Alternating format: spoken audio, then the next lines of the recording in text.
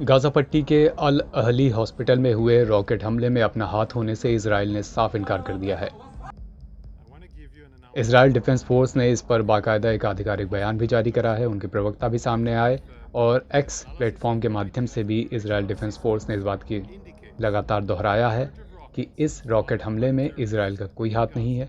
Israel defence force ने social media platform x पर एक ड्रोन फुटेज का वीडियो जारी करा है। ये वीडियो हॉस्पिटल पर हमले के पहले और बाद का है।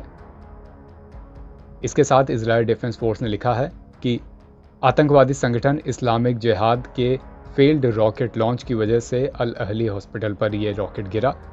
गाज़ा सिटी पर हुए इस हमले में हमारा कोई हाथ नहीं है। इजराइल एयर फोर्स ने कुछ फुटेज जारी करे हैं जो हॉस्पिटल पर हमले के पहले और बाद के हैं। इसके साथ ही इजराइल डिफेंस फोर्स ने करीब 33 सेकंड का यह वीडियो जारी करा है जो हॉस्पिटल्स के ड्रोन फुटेज का है।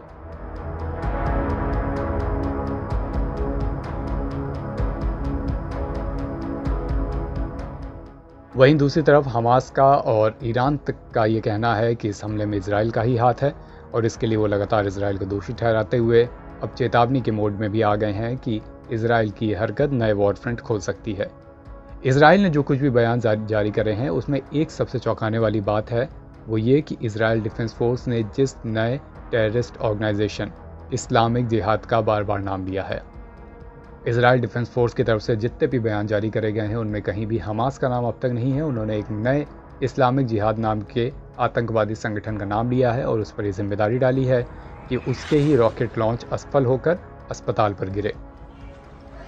या अल्लाह, या अल्लाह, या अल्लाह।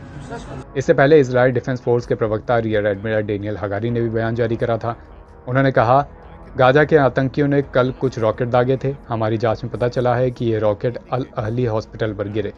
हमें इंटेलिजेंस का इनपुट मिला है कि अस्पताल पर हुए हमले के लिए इस्लामिक जिहादी जिम्मेदार हैं। उनकी वजह से ही मासूम लोग मारे गए। इसके अलावा इजराइल के प्रधानमंत्री बेंजामिन नेतन्याहू ने भी ट्वीट किया।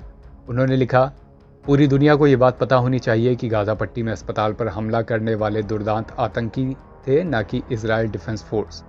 जिन्होंने बेरहमी से कभी हमारे बच्चों को मारा था, आज उन्होंने उसी बेरहमी से अपने बच्चों को भी मारा है। कुल मिलाकर इस हमले के बाद वैश्विक राजनीति भी गर्म हो गई है। यह हमला ऐसे समय में हुआ है जब एक दिन बाद ही यानी आज 18 अक्टूबर को अमेरिका के राष्ट्रपति जो बाइडेन भी इजराइल पहुंच रहे हैं। इजराइल में उनकी मुलाकात वहां के प्रधानमंत्री बेंजामिन नेतन्याहू से भी हुई है। दोनों के बीच लंबी चर्चा हुई है युद्ध को लेकर, इस हमले को लेकर। जो बाइडेन ने भी बयान जारी करा है कि अमेरिका अपने स्तर पर भी अस्पताल पर हुए इस रॉकेट हमले की जांच कराएगा जिसमें करीब 500 लोग मारे गए हैं। Thinking it's beyond my comprehension to be able to imagine what they're thinking.